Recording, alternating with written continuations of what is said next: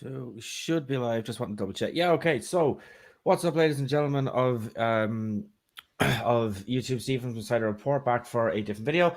So as the title suggests, we have this is the after show for the debate that has literally just ended on Modern Day Debate. I kind of scheduled it almost perfectly. So yeah, so we have somebody already backstage. How you doing, man? Is that changing? Yeah, there we go. Hello, muted. thank you so much for hosting this after show. No problem at all, man. No problem at all. So I cannot hear you. Oh, you can't hear me? Still cannot hear you. Still can't hear me. That's unfortunate. Give me a sec there. Still cannot hear you. So, while we're waiting for that, I just wanted to commend Cosmic Skeptic and Smokey Saint for a very well done debate and a very respectful dialogue between the two of them. I gave some of the thoughts on my channel. Here's some of the thoughts that I have. I think Alex, I would not have approached the debate the way Alex did. If I were arguing for veganism, I would be arguing from a public health perspective and not an appeal to emotion perspective. That is weird. Can you hear me? Yes, people in the live. That is weird. Hold on a sec. Yeah, I can hear me. Okay, so that makes sense. Okay, now I can hear you. I'm sorry. No, you're all good. You're all good. You're all good. Needs to ensure his settings on straight. Why do you assume that it's my fault? Why is it? yeah. This was. I'm only messing with you, Kayla. This was my fault. No, you're okay. You're okay. Yeah. So I'm unfamiliar with yourself and kind of like your own kind of like person. You know, like, so are you vegan? I am not a vegan. Yourself? I'm not a vegan personally. No, I would just say if I were Alex, I would have been approaching this from a public health perspective rather than reducing harm for animals. I think that would be because it's just there's a few things. Okay, so this is kind of weird because like I'm not like into the whole kind of like, you know, health aspect of it and everything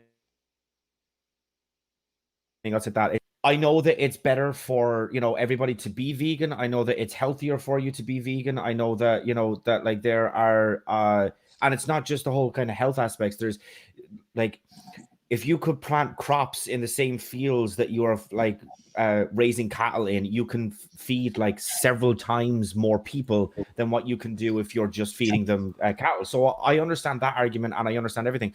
It's just you're here for a little. Smokey's here. If you want to post the link, yeah, no problem. Oh, that's copy, not paste. That would be handy. Sorry. There you are, Smokey. There's the link for you. So yeah, what was I going to say? Yeah, so like I know that those are like true statements and that those are just like much better arguments, and it's just like I don't know, man. It's just odd. Smokey, I have to tell you, man. Right? And no, I do have to tell you. Actually, very surprised that you stopped by. Just want to say that. Just outright. Look. Well, well, dude, you were certainly a little bit accommodating in your invitation. So you kind of laid out the red carpet of, you know, emotional consideration to try to instigate it. So I felt compelled. What can I say? I felt obligated. I felt morally obligated. So, Smokey, it's good to see you. Good to see you, David. How you doing? So, it's no secret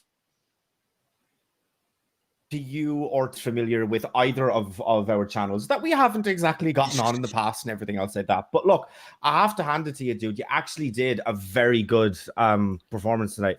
Like really good. Haven't exactly gotten on in the past and everything else like that. But look, I have to. Okay, who has the stream? No, someone's got echo. There we go. That was me. My fault. You're all right. Yeah, man, you're all right. Don't worry about it. I appreciate that sentiment, Rib. Thanks for saying that. I appreciate you, paying attention, seeing what was argued, and really approaching it objectively. That actually means a lot to me. So thanks for that. Yeah. So, Smokey, I want to say thank you and Alex. I think it was a very respectful debate between the two of you. Here's my thoughts on it. If I were Alex, I would have done a different approach to the topic.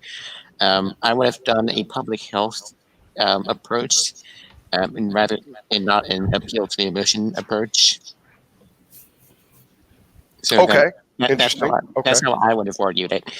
I would have argued it by saying, okay, look, public health. We should our first duty is to guard our health and the health of others, and that veganism is, on balance, the superior position between that and eating meat, and would have used that as a framework for my arguments rather than reducing suffering of animals. At least that's how I would have approached it.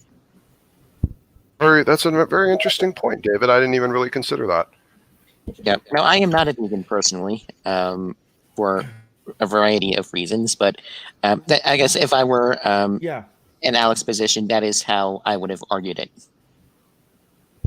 Hey, maybe I can ask all you guys and everyone on the panel. I don't know how many here are vegan, but certainly I would say, I think, the way the debate even kind of ended with his compelling argument, because he did pick up on the idea that I do see a social moral deficiency in how we've ended up treating animals because of how we've wanted to basically make the access to the protein cheap and affordable for all, which I think has catalyzed an environment for the mistreatment of animals. And he kind of used that as a foothold to say, well, if you would admonish and acknowledge that this is kind of inhumane in its current state of affairs, how can you morally justify going and purchasing, actual animal products and contributing to that environment? Maybe all you guys could let me know, because I'll be honest with you, it was a good point and certainly substantive to opinion.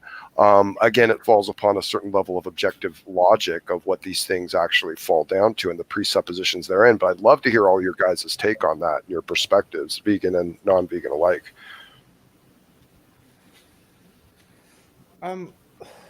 Yeah, it was something that I had kind of started to say.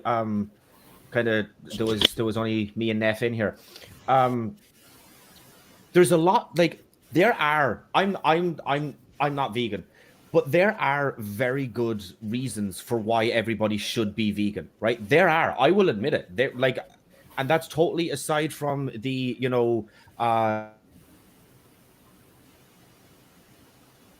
moral arguments. It's completely separate from that. There are good arguments, but I think that because, let's be generous and say 40% of Alex's arguments was kind of from the moral stand.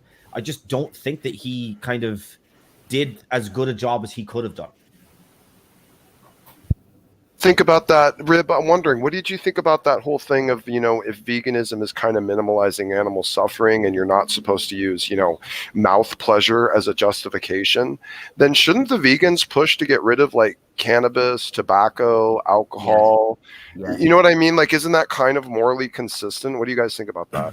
I missed part of that, Smokey. You said if it's like mouth pleasure, then something after that, and then no, it was like where Alex was saying, that it's not justifiable to cause any animal suffering for basically mouth pleasure or because you like the taste of food, and yet that's exactly what we do with things like cannabis, tobacco, alcohol, wine, stuff like that. So isn't it morally consistent? I love that you say tobacco on a. Yeah, if I could respond to that, well, even vegan donuts, smoking right? a cigarette. Can I respond to that? Yeah. I would say that I actually agree with Smokey. I think cigarettes and alcohol is just so disgusting. At least from a drunken, like I don't mind alcohol and moderate use. I only drink like a little bit of a sip every now and then, but drunkenness is a very serious public health issue that kills many people every day on the road from drunk drivers. I would also say that smoking is quite disgusting, and I don't see a moral justification for smoking. Okay, what about just junk food? Just vegan donuts, any vegan junk food that has a non-zero amount of animal harm associated with it and is more than what you need to just nourish yourself, like vegan donuts. How would again? It's a even more an even less hedonistic version of the cigarettes and alcohol thing. It's just anything that tastes good that has a non-zero amount of animal harm or suffering associated with it that isn't the bare minimum for survival is just a little bit further down the line from the vegan argument of why you should remove animal products. So it's kind of, so forget about smoking. I mean, sorry, smoking. It's a good argument, but what about just vegan junk food? Why is that justifiable? Hey, Rib, if you want to throw me backstage and let Leo come in, he'll probably be better for this part. My mama always taught me, if you don't have nothing nice to say, don't say it. And I'm going to actually start listening to that when it comes to the taint. So, yeah, you can throw me backstage. Not necessarily a bad thing, I suppose. I would like to hear Leo's take. I would like to hear Leo's take in synopsis of kind of what he thought, in collection of the arguments. And I don't know if Leo's vegan or not. Kind of looks like he might be. No, absolutely. Okay. No, dude. Well, you're spindly as hell, man. I'd almost think you might. Everybody says that, but I'm really not. But I don't. You don't see much more from like here up in my pictures. So I'm not like a big guy. Show the abs on Facebook sometime while you're doing all that posting. Probably that's Twitter. That's Twitter. But yeah, so the whole, well, what about like smoking and drinking? Why don't they object to that? Because it doesn't result in there's no like suffering of animals unjustly is what their response to that would be. So I just don't think that those are really a good response. The problem that I saw, Leo, if I may, we argued that any cultivation of land whatsoever was going to lead to some level of animal suffering. I agree with that. Kill the pests and all that stuff. So if the ultimate end is, well, the only thing you get out of it is a buzz, or the only thing you get out of it is, saturating your lungs with tobacco smoke, then shouldn't they have the same moral objection to the cultivation of those products? Because it's used for nothing other than pleasure, but it promotes suffering. Because that's what he had kind of ended with. Yeah, and I just want to point out that like everybody's talking about like smoking and drinking, and I'm literally doing both of them right now on the stream. Only doing one. You're killing animals. You're causing suffering, sir. Unnecessary suffering. I feel personally. I would be drinking, but I have to pick up my girlfriend from work at 10. So well, you can't drink. Dude, you said at 10. I don't know where you're at, but it's 3:12 where I am. Like, dude, you've got time. Like, you could get drunk. You could get drunk, sober up, and go pick her up in that time. I love sunflowers, babe. Look at that man eating vegan, eating vegan. That's freaking awesome. I love that. No, yeah, that's my takeaway from this. Remember when he said, "Oh, I could kill a pig and still be vegan." I distinctly remember him saying that exact sentence. This is my problem here. The vegan community, I'd say there's more gatekeeping in the vegan community than any other community, and that's saying a lot considering how some of the progressive left communities gatekeep. The vegan community is the final boss of gatekeeping, as in, there are people that literally say it's wrong for companies that try to make meat imitations to even procure a pound of meat a month for like a comparison test, because even if it would mean that they come up with a perfect meat replacement analog, it's like, nope, you can't. That's a capitalist venture. Your risk, whatever. So the amount of gatekeeping is crazy. But the point is, a vegan doesn't have to completely abstain from meat to fit the definition that both Vegan Gains gave to me when I debated him and Cosmic Skeptic gave, right? Reducing animal suffering as much as practically possible. That is nowhere in that does it say you have to completely abstain from meat. So if I just walk into a vegan chat room and say, damn, circumstances were crazy yesterday, I ended up eating three sides of lamb. How is your guys' vegan lives going? Hold on. Get out of here. Can we time out just for a quick second? Hold on, Rage, and obviously there's a delay, but when you get the chance, are you telling me Sunflower had a discussion with Vosh? Yeah, I just noticed that. If he did, motherfucking link me, because I have a feeling that Vosh and all of his just godly manliness just took little Sunflower and just crushed him. Leo, did you see Sunflower debate Vegan Gains on Modern Day Debate? Did you see that? I did not, actually. Dude, it was the Where one where was that? Gambling Saint was supposed to be there, and his internet went out, and so they sent in Sunflower, and Sunflower just wrecked it. It was awesome. Well, I don't think Vegan Gains makes very I was on the This was a Wait, particular yeah, okay. So failure. here's the thing about No. about guys like Vegan Gains, right? They like go out and they have their YouTube, and it's like, oh, look at me, aren't I so butch? Aren't I so whatever? You don't have to eat meat to like gain like mad muscles the same as I do. I'm saying that metaphorically, obviously. Damn it. By the way, just looking Anyway, at some statistics the real problem quick. with the problem with Vegan Gains is that he's taking a shit ton of steroids. That's why he's that fucking big. And so, like, it's not because he's fucking vegan. Yeah. He's taking a shit. Like, no. But this was actually proven. This was, like, No, it no, was, you're right. I don't know. It was leaks. I like remember hearing about it a little while ago. But the point is, he's taking a shit ton of steroids. That's why he's that fucking big, not because he's vegan. Yeah.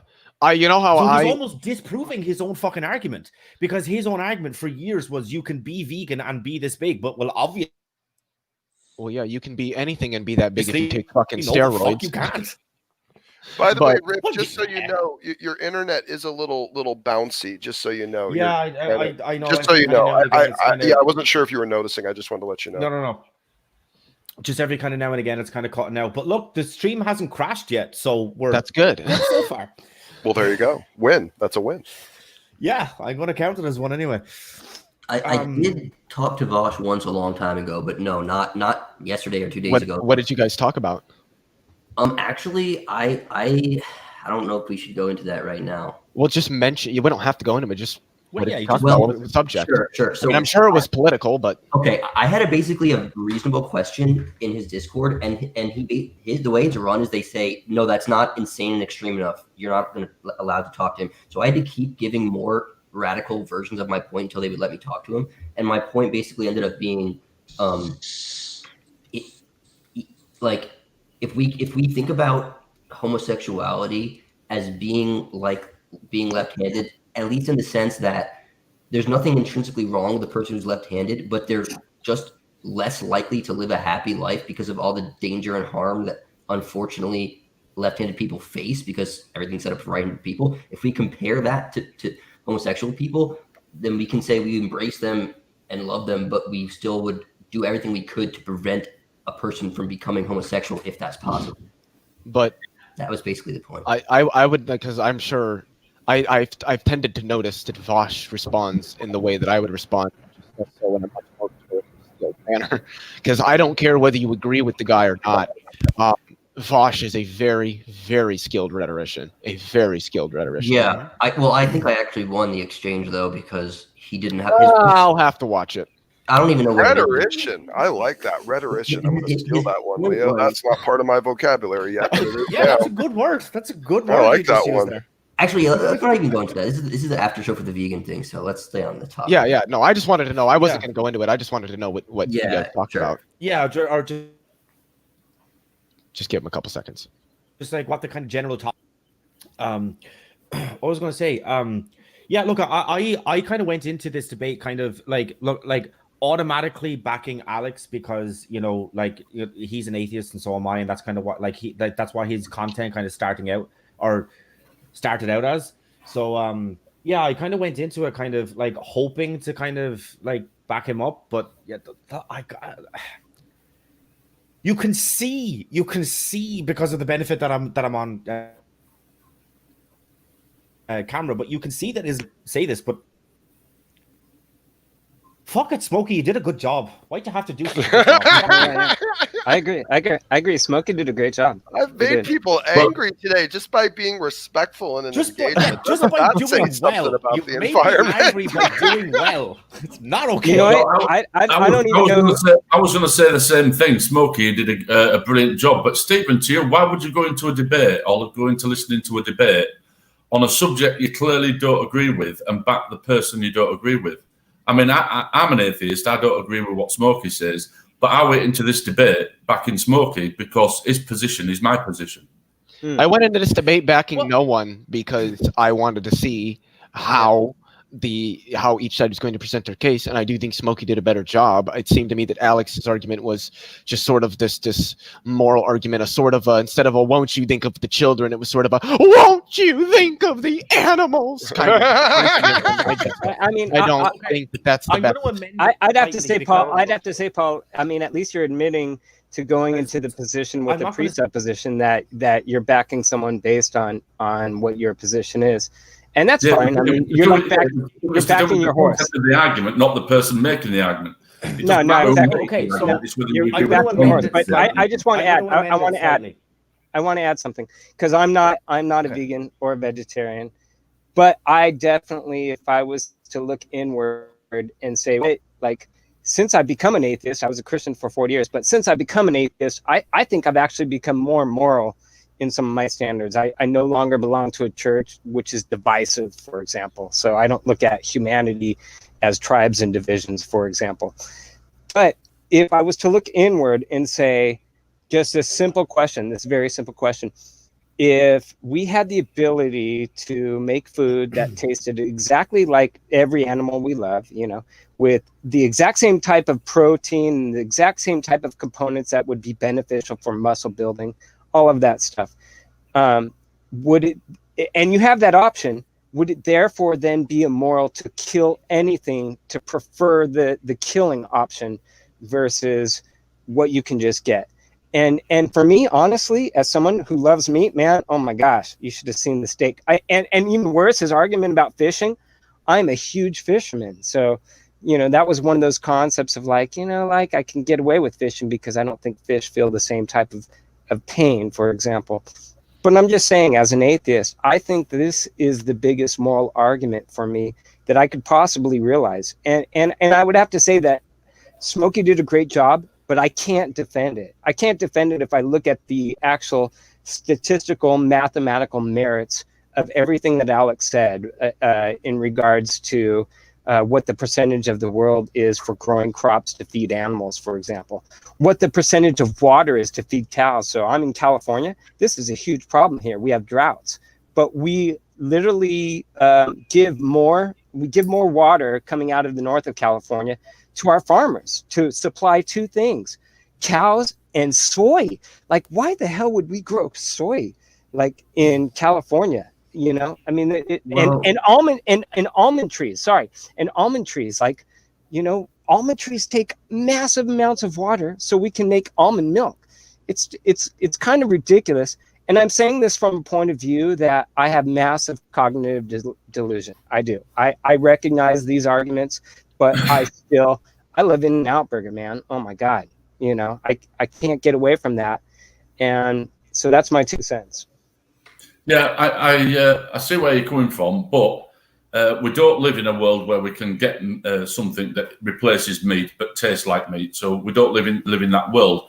But rather than having an argument on or a debate on whether we should all turn vegan or not, wouldn't it be more beneficial if we more concentrated on the suffering that animals have going through the process and making the farming method improve more so that animals do live a better lifestyle, even though at the end of it they're going to get slaughtered and they're going to be on my dinner plate.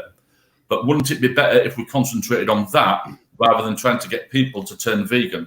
Because I think we could do a much better if we all are on the same page about the suffering that animals have while on these production line type farms. And like Smokey was saying, the small farms, I mean, my son works on a farm, I've got loads of farms around me, and them animals are out in the field all day long. They get all the food that they want. They've got no fear of predators. And to me, I don't have a problem with eating that meat. I buy most of my meat locally from the local butchers, which come from the farms around me. Now, if we concentrated on that, rather than getting into an argument of why we should all turn vegan, which isn't going to happen overnight, right, but in a short period of time, we could improve animal welfare, which would reduce the suffering. So if you're not wanting to reduce suffering, I think that's the better argument to have. Thank you, Paul. Thank you. He picked up on that from some of my debates too. I appreciate that. Yeah, Smokey, stop putting me on your side. The next time I go on your channel, I'm sitting down. No promises. No promises. As long as you're a reasonable man.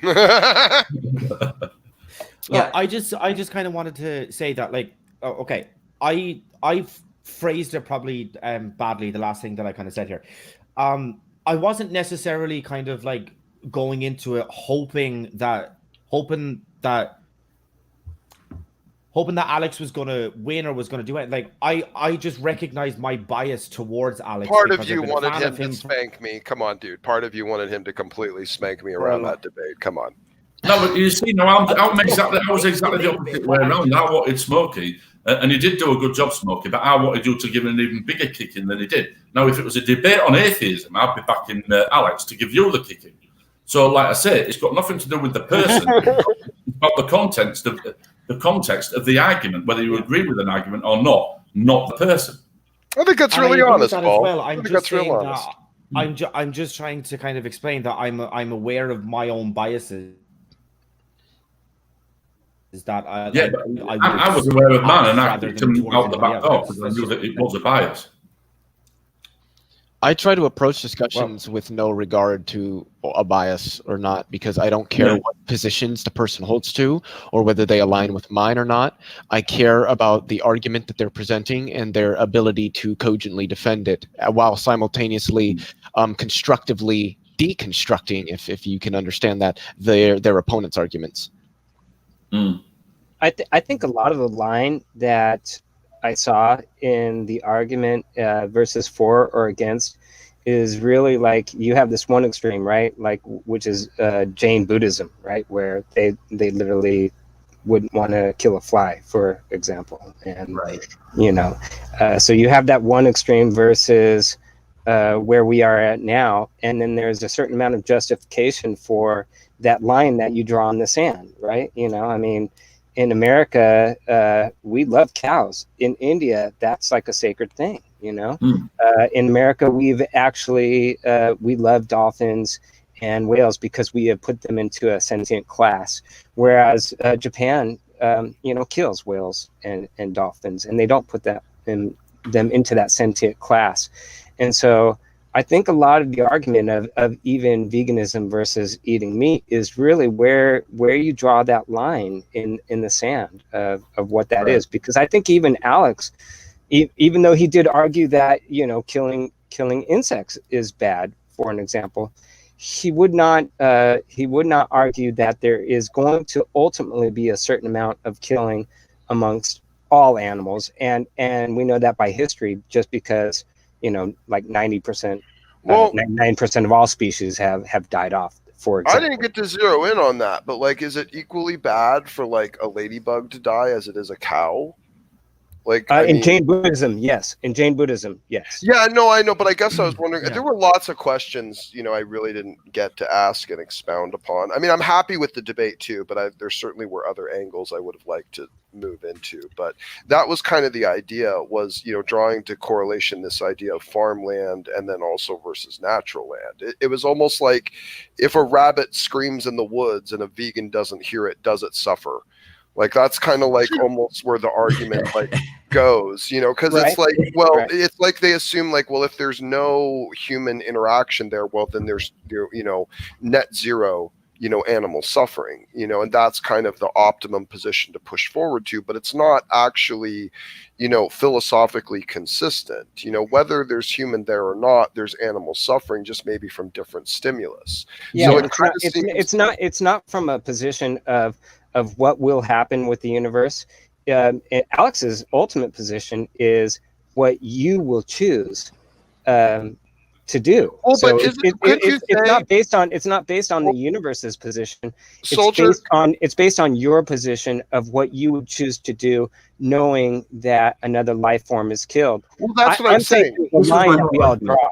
Can I pose to you just a consideration then too, like in terms of like wanting to have like a higher quality of life of the animal, like isn't it better that it be in an environment protected, with intervention, or a completely wild environment where it could be picked off even at particularly young ages as part of the natural ecosystem, which is ultimately a better quality of life. And this is why, and just to finish, and I'll let you respond.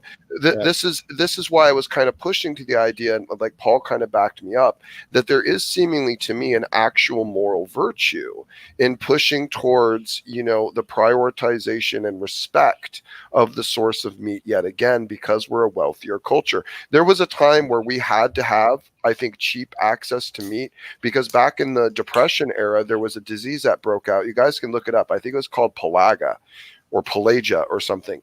And what it was a niacin deficiency. And they didn't realize why it was popping up, but it was popping up in all these areas, in lower economic status. And they were all thinking, oh, it's a virus, it's a disease, it's being transmitted and spread. And they had to do a whole bunch of series of tests to find out, no, it's because a lot of these people can't afford meat. So they had to start enriching all the food and cereal and stuff with niacin, and then the disease subsided. So one of my concerns was so much of our country is just so freaking irresponsible with their diet. Look, they're all obese. And vegans admit there's a heavy level of planning that has to go into your diet. So are we really trusting all these people to suddenly manifest on a cultural level a sense of intensive scrutiny to their daily diet intake in order to maintain their vegan lifestyle and expect that to be even remotely tenable? Or are we pushing to a paradigm in reality that's actually just going to cause human suffering supplanting for animal suffering? Right. Absolutely. This is I think where that I is an really extremely struggle valid point. with where the implementations end up carrying in their final, I heard that argument. I heard that argument, and I think, Alex did have a good response to that, and whether are you actually creating the animal for food in the first place? So, I think that was a valid response. Again, I'm not a vegan. I'm just saying I think that he had a great response for, is it better to really, make a chicken be born so they can die and they're going to have a better life than being a chicken in the wild? I don't know, and in all honesty, who's honestly to say what an animal feels is better anyway versus being caged or being a free range versus living in the wild with its family and its herd. We assume it. So We assume it either way, that's though. very That's what I'm subjective. It's saying. very subjective to even say what is better for them, even if that means they are going to be killed by a predator. What is better is very subjective, because it's a human putting that onto an animal. Well, then, Soldier, that's what I'm saying. If we don't know that, then the presupposition we're arguing from is completely faulty and unsubstantiated, because it could be either way. So how do we know where to argue from as a beginning moral point of what this animal's best experience actually even is, to start making these arbitrary social obligations on everyone of what to do with these things, when we, by the nature of itself, is subjective in its source? I just wanted to say really quickly that I'm glad I didn't hear from Alex. Well, we have to rape cows to get milk. Because I remember, and this was probably back in maybe August or September, something like that. Smokey, and you were with somebody else. I can't remember who you debated this couple that are like Godless vegan. Girl. I was with Godless Girl. Yeah, that's who you were with, and they literally had like chickens roaming around their house and all this. They built wheelchairs for them. Yeah, that's all good. I'm not saying there's anything wrong with that, but they kept pulling up this like how we rape cows for milk, and I'm just like, oh, you poor sad bastards who don't know any fucking thing about the agriculture industry. But I want to let Soldier go respond. But then I did want to bring something with else. The wheelchair. She's like, why would you kill them? It was so funny. No, I think the last thing I had to say, because obviously Smokey knows way more about the subject, and honestly, I'm ignorant to how animals are treated during the food process. I'll admit that right off the bat. I haven't looked into anything at all. So a lot of Alex's points, to me, I had to just take on face value versus my own knowledge of that. But I would agree there were some logical arguments that for me would be difficult to get around. And ultimately, like I said in the beginning, is if you had a choice, and I know you came up with this, that it's not like this right now, but if you had a choice as to everything that you could get right now, a hamburger, a hot dog, anything was produced in a lab, just say, for example, with the same nutrients, everything, then your ultimate choice comes down to, would you rather kill any other life form to achieve that same result?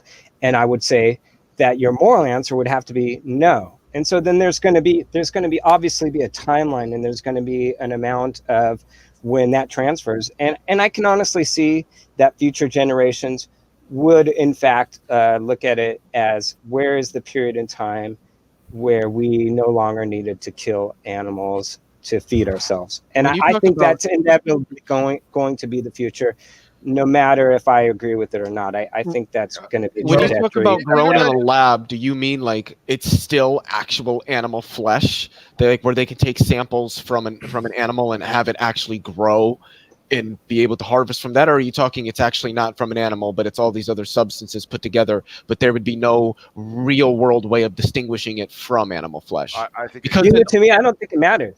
Well, because in the former, I'd be okay with that, but in the latter, I wouldn't. When I want meat, I do not want something that's like meat, even if it's to the point where you really couldn't distinguish it from actual meat. I want meat, and I'm gonna draw kind of like an analogy to this picture. Okay. It's a little racy, but and contrived. But I think it makes the point that I don't want one of those $7,000 sex dolls that looks and feels just like a real woman. I want a real woman. So I get it. That's racy and contrived, but I think wait.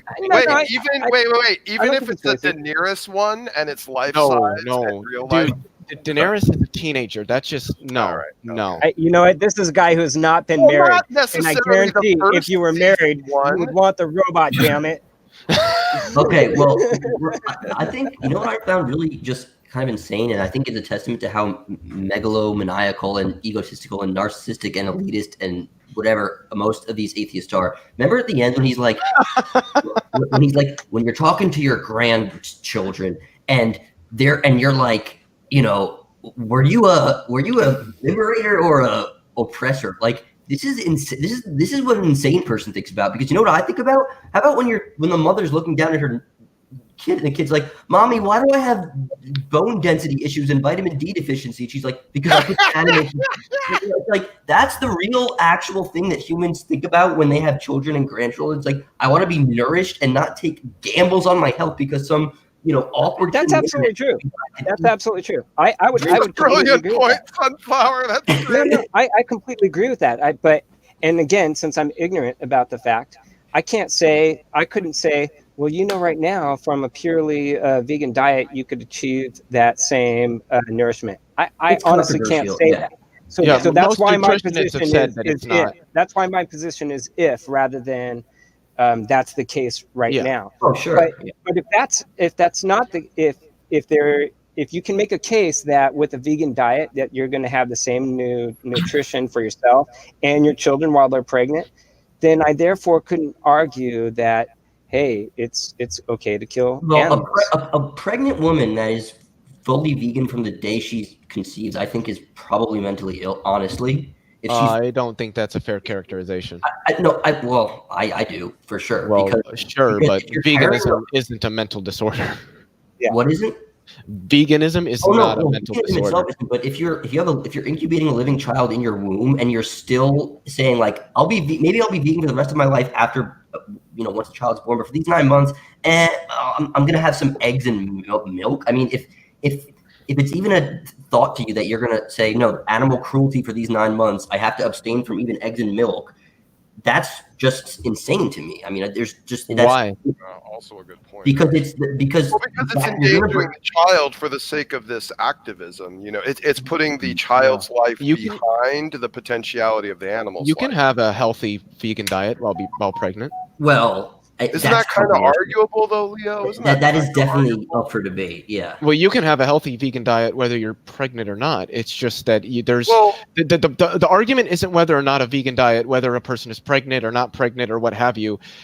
It's not that they aren't healthy. It's that to make them healthy. Hold on. Okay. To make them healthy requires doing much more than would otherwise be necessary. This is what the nutritionists say, that it's easier to maintain a healthy diet that incorporates meat. Leo, and animal products, actually, like eggs. The supplement industry is not regulated by the FDA. Are you aware of that? Well, some of them are actually, yes. Well, if Yeah, it's I'm common. going to jump out, so if no. anybody else in the chat wants to No. jump in. the I'm gonna supplement model industry Mark. is not regulated by the How about- FDA. Some aren't, and some Well, are. and no, virtually all of them. If you go into GNC right now, any of those supplements are not regulated by the Well, FDA. lot of them aren't. Right, some right. of them are, and some of them aren't. Which ones? The only ones that are would have to be medicines. Any dietary supplement is by definition, if it's classified as a dietary supplement, it is not That's correct. regulated by the FDA. Yeah. So if you're a No, pregnant but it woman, is still regulated by government bodies. Just because it isn't particular to the FDA does not mean it isn't being regulated, because it literally has to be regulated if it's going into a human body by Yeah, some it's like it's department or regulated another. by false advertisement and stuff like that. But there are okay, definitely regulated as in homeopathies in GNC and supplements that are absolutely not regulated by the FDA. That's true. Well, they're not regulated by the FDA, but they are regulated by government bodies to ensure that. Because if they weren't, Right. I could literally just put cyanide in supplements and sell it. But you can't do that because the government will prevent you from doing it. Just because it isn't specifically the FDA that isn't regulating it does not mean the government isn't regulating what goes into these supplements. That's fine. But the point is, just because something's not poisonous doesn't mean it contains a bioavailable version of the nutrient you're after.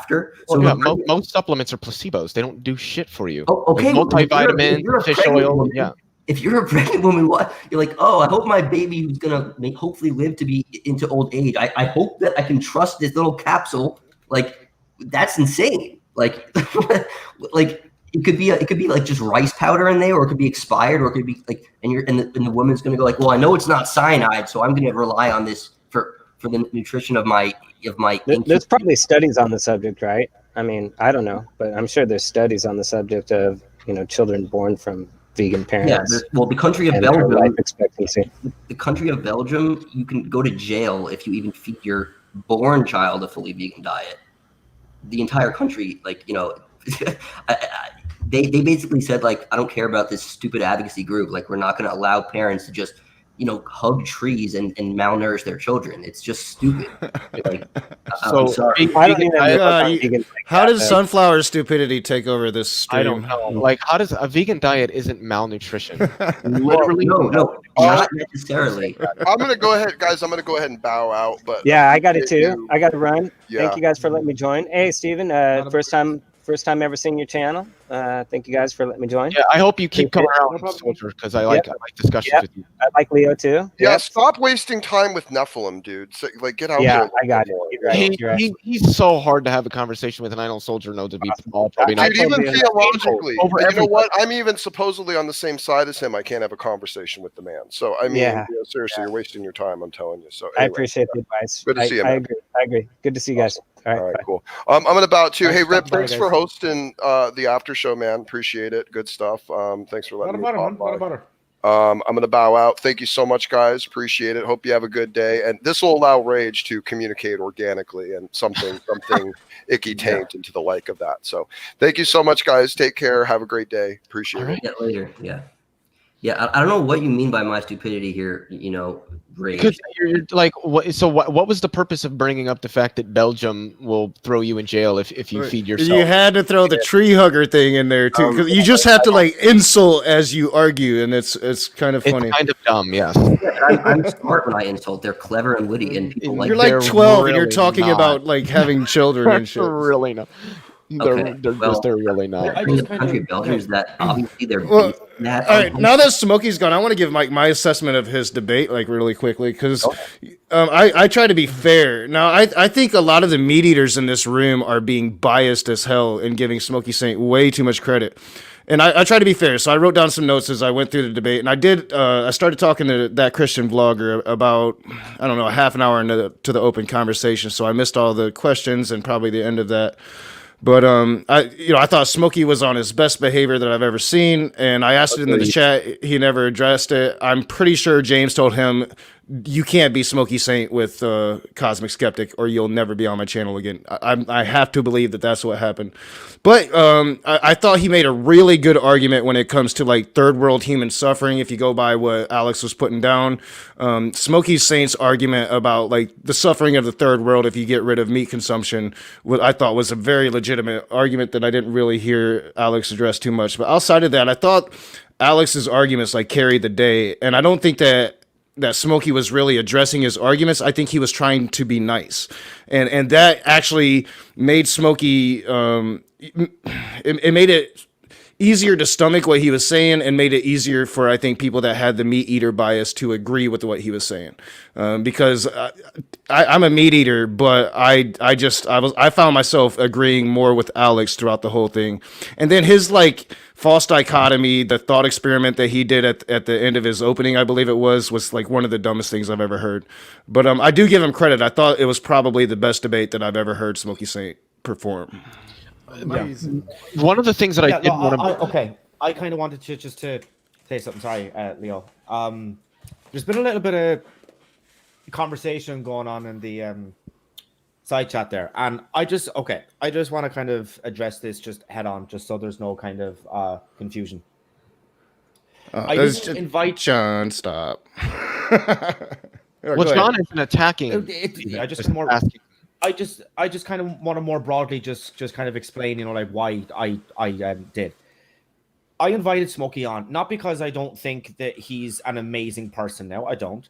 Not because I think that he's more kind of broadly correct about everything now. I don't. I just think that he did a very decent performance in that debate, and I wanted to have him on and to talk with him. I can disagree. I can not like what someone says, and I can still be like, and I can still have the opinion where I'm like, you know what, credit where it's due. You did a good job. Good for you. That's my only kind of point. Look at John. This wasn't like directly towards you. It was just because if anybody is familiar with me or with my channel, and look, yes, Smokey has been a dick to me in the past. I don't forgive him. I'm not saying that we're all good now and that we're going to go out and fucking dredge over to the States. That's not what I'm saying. What I'm saying is he did a very decent job, and I just wanted to have him on. That was it. Well, it's not. Yeah, I don't want to make it personal towards John. I don't have any ill will against him. There's nothing like that. It's just broad. That's why. Just wanted to get that out there. Just explain. Yeah, I just kind of reacted because I never read chat. Once I came in, I never read chat. So yeah, I don't even know what's going on. But that's why, like, I think you did a really good job, and I think it should be respectful, especially when you're promoting it as a modern day debate after party. Be respectful of the modern day debate platform, and that's why, like, when Smokey came on after I came on, I told Steven, hey, put me backstage because I'm not going to be nice to this dude. Yeah. So because it should be respectful. And it should be despite whatever issues I have with the I'm going to say it, douchebag, it should be a fair assessment, and that shouldn't come into like consideration even when talking about the debate just witnessed or what the topic of this conversation is about. So I've been wanting to bring up for a while now, and it's unfortunate that Soldier Science left because I wanted to get his opinion on this. The name the trait argument that Alex brought up. I think that this is not anything even remotely resembling the knockdown drag out argument that vegans think. And so just for anybody in either the panel here or the live chat who doesn't know what the name the trait argument is, it essentially asks you to name the trait that is present in humans that is not present in, like, say, a pig or a cow or a chicken, that if it were present in a pig or a cow and a chicken would make it just as wrong to do what we do to them as it is to do that to a human. And that trait is the fact that we are humans and not pigs. Like, just evolutionary biology completely fucking obliterates the name the trait argument. I actually think that a lot of the people that push this argument are legitimately lack empathy. And this is why I think that, because if you didn't have empathy for other humans, you would essentially have to be taught what empathy was. And then you would just say, well, wait a second, I don't feel empathy for anything. But if you're telling me that pigs are also sentient, then they would just view pigs and people. There wouldn't be like, that's how a psychopath probably does view it, right? They have to calculate empathy because they don't innately feel it. So again, I agree with you. Like, anyone who has human empathy just understands sort of implicitly that, like, we have human empathy for other humans because of it's sort of a hard to explain thing. If you're a psychopath that doesn't have that, I could see the name the trait argument being like a home run for you. But yeah. I feel like he was trying to argue like the fact that, say, like, humans should all be treated equally, right? Like, you shouldn't treat someone different based on how they look or like how much money they have, right? But he's trying to extend that to animals, like, oh, just because they're animals, like, we should treat them the same as we treat humans. That's kind of what I feel like. Yeah, I think he. So yeah, I will agree. Like, I think he takes it to that extreme because in a debate you're probably forced to. Who is this? I guess I can't finish. I need to answer this. So y'all go ahead. Another problem though is that vegans love to just say, "Look, it's a fact that you can get everything you need from on a vegan diet." Now, whether or not that's true, I'm not saying it's not true. I don't think that's true.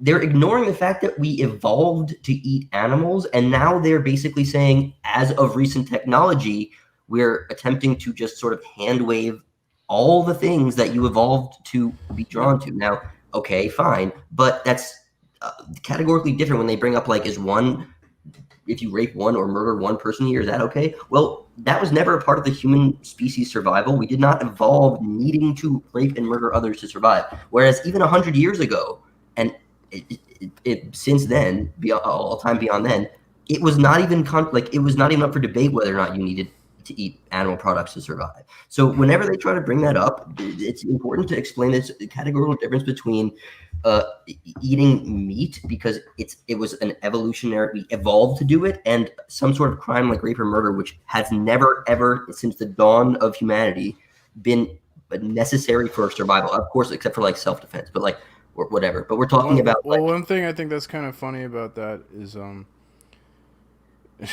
crap, I totally lost my train of thought now. Never mind, sorry. I just because the thing is that they say, well, like pigs and cows and chickens are sentient, whether they're have the capability of reasoned thought like humans do.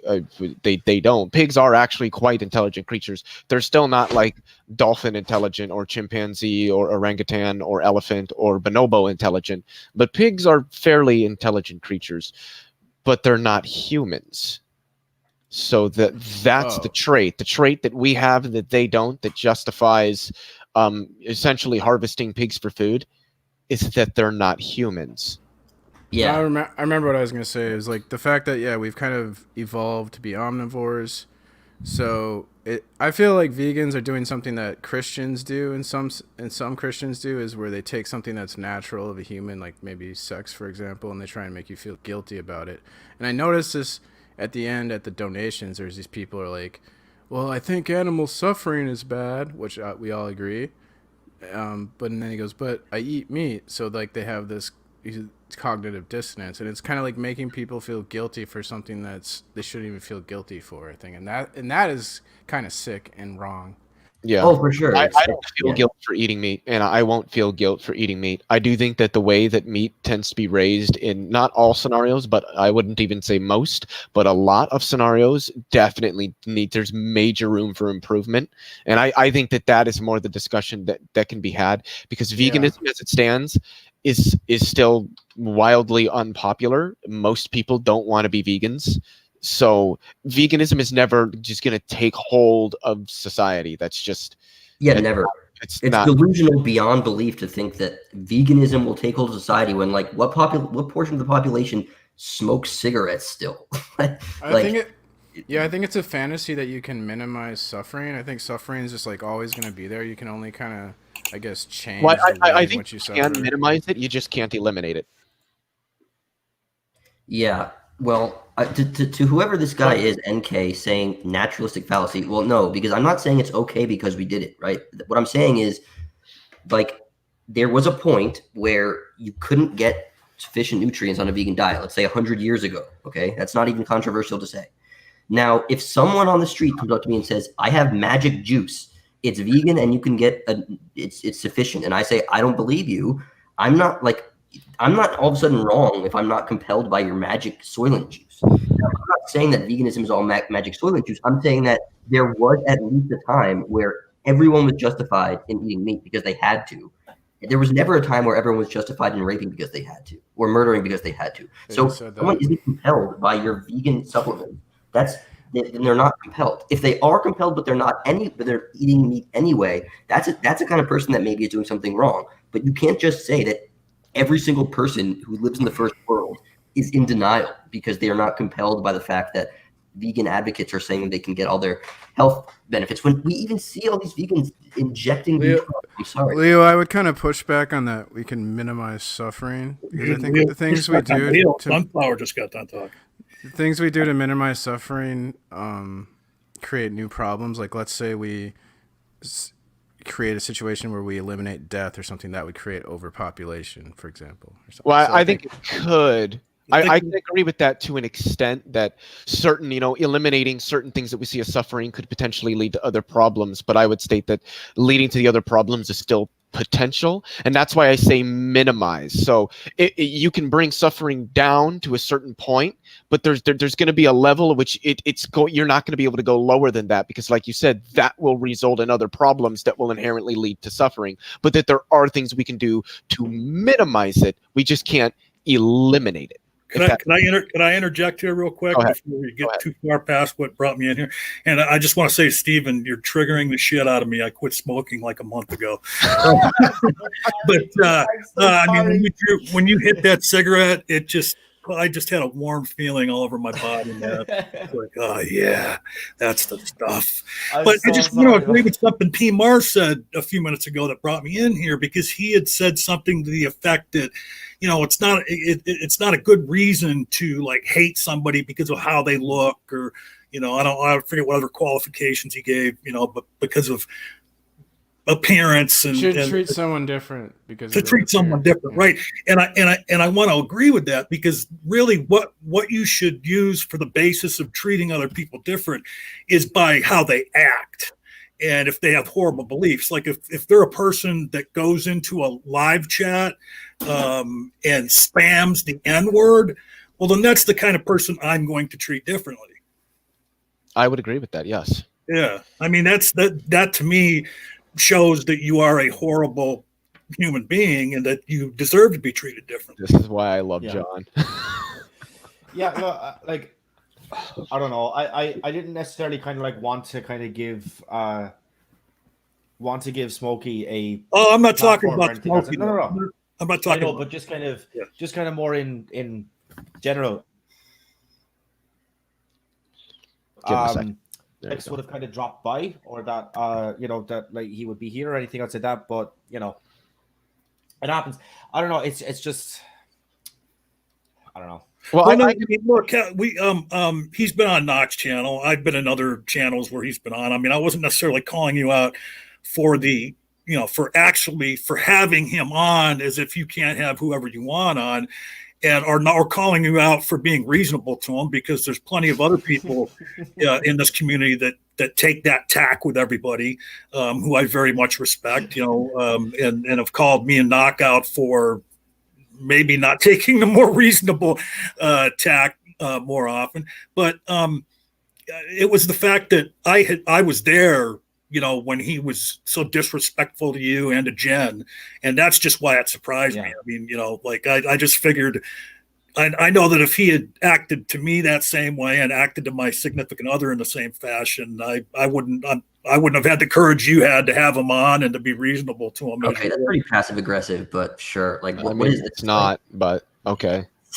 What Smokey's passive aggressive? I certainly agree with that. No, it's like saying like, hey, if it was me, I never would have let that guy on my channel. But you're so brave. Like, okay, like let's give the guy a break. What are you talking about? What are you talking about? I didn't say that I was brave. No, you what John said just went right over your head, Sunflower. I think he said it was sorry, but there's no way that I picked up on what he said as him calling me brave. I think he said the word courage. Okay. He was saying that. Was willing to bring somebody on that he's had some serious disagreements with in the past, and that John probably wouldn't have afforded that individual the same. Right. I mean, basically, I was taking a shot at myself and praising him, like saying he handled that in a way I could not have handled, given that set of circumstances. Okay. Sure. I mean, I'm not surprised that Sunflower, perceived something the wrong way, but neither am I. Oh man.